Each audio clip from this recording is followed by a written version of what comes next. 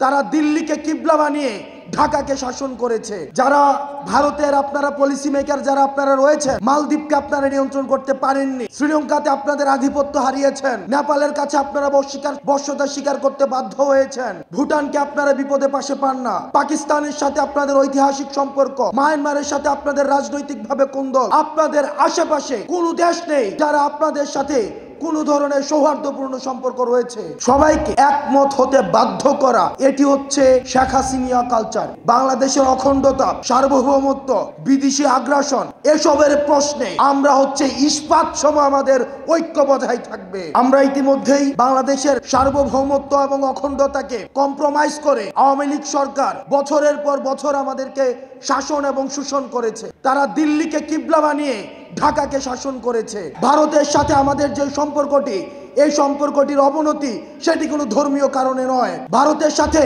আমাদের যদি ধর্মীয় কারণে কোনো সম্পর্কের অবনতি হতো, তাহলে নেপালের সাথে বাংলাদেশ ভারতের সবচেয়ে ভালো বন্ধুত্বপূর্ণ সম্পর্ক থাকতো। নেপালে 81% হিন্দু হওয়া সত্ত্বেও ভারতের সাথে কোনো ধরনের সুসম্পর্ক নেই। সুতরাং বাংলাদেশের প্রতি ভারত বছরের পর বছর, যুগের পর যুগ যে ধরনের নির্যাতন এবং শোষণ চালিয়ে এসছে, এই শোষণের বিরুদ্ধে আওয়ামী লীগ সবসময় কম্প্রোমাইজের মধ্য দিয়ে ক্ষমতায় থেকেছে। সেটির বিরুদ্ধে আমাদের এই তরুণ প্রজন্মের আমাদের গর্জন এবং আমাদের লড়াই অব্যাহত থাকবে।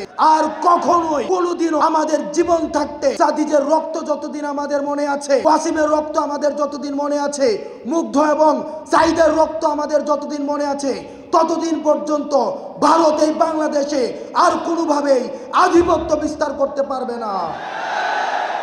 ভারতের সাথে চোখে চোখ রেখে আমাদের কথা হবে, সম্পর্ক হবে ন্যায্যতার ভিত্তিতে। প্রিয় সহযোদ্ধা, 5ই আগস্ট ছিল আমাদের প্রাথমিক বিজয়, কিন্তু আমাদের যে সামনের যে রাস্তা, সেই সামনের রাস্তা আরো বেশি কণ্টকাকীর্ণ। আমাদের এই কণ্টকাকীর্ণ রাস্তাকে অতিক্রম করার জন্য আমাদেরকে ঐক্যবদ্ধ থাকতে হবে।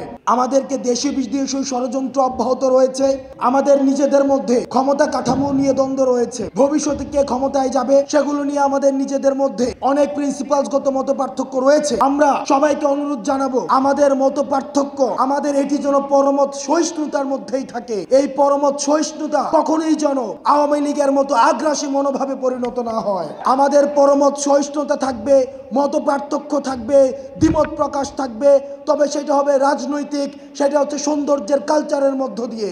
সেটা যেন আর কখনোই আওয়ামী লীগের মতো দমন পীড়ন, গুম খুন হত্যার রাজনীতির মধ্য দিয়ে আর কখনোই কনভার্ট না হয়।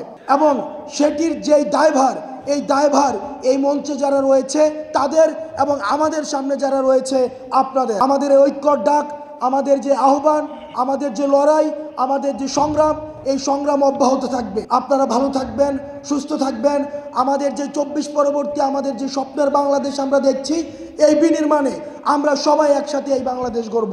আসসালামু আলাইকুম ওয়া রাহমাতুল্লাহ।